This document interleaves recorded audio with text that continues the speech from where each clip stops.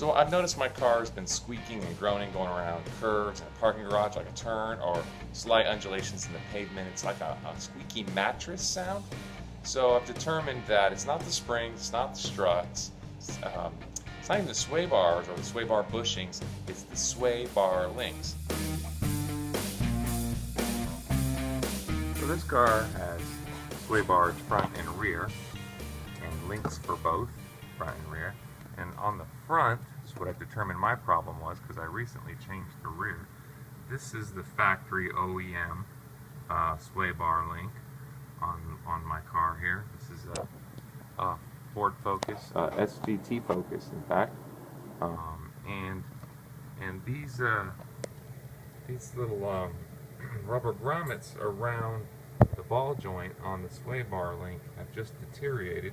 This is the Moog sway bar link, and this is the factory one, and you'll notice a big difference in the quality.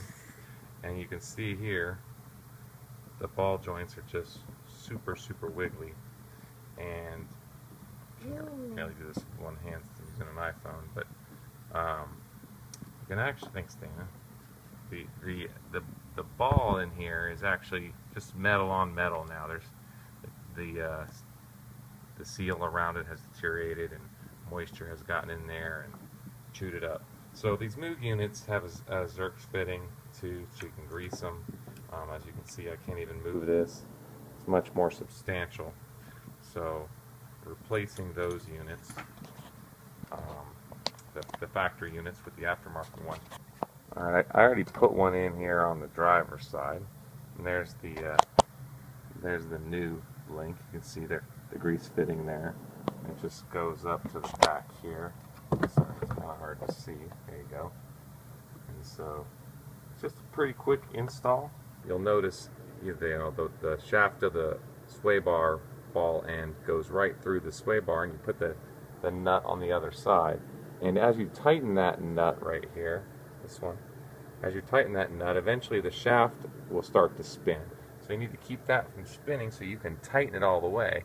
And on this particular Moog unit, it's just an 18mm slotted little part. So I just take this wrench right here, and I just put it over top, and then I can hold on tight with that end and come in to the socket on the other side, and I'd be able to tighten it. So it's pretty easy to do. Just make sure you tighten it to the specified torque. You might want to use a torque wrench for that, just to be safe. Okay, I'm under the back side of the vehicle here, and it also has a rear sway bar, and you may be getting some squeaking from your rear sway bar too. There's the sway bar itself, goes up and around to the other side, and you can see these links. And I've replaced these bushings. A lot of times what happens is these bushings wear out, and then there's a big bolt that goes all the way through, and then it's basically just metal on metal here. Bushings will have worn out, and it's just scraping here on the lower A-arm. So I replaced these with a polyurethane bushing. It's a little bit stiffer, give it a little more performance, and that solved that squeaking right away. Pretty simple job. Try that first. If you think it's your struts or your shocks or your springs, that's a pretty simple, easy fix. Get rid of that squeak for good.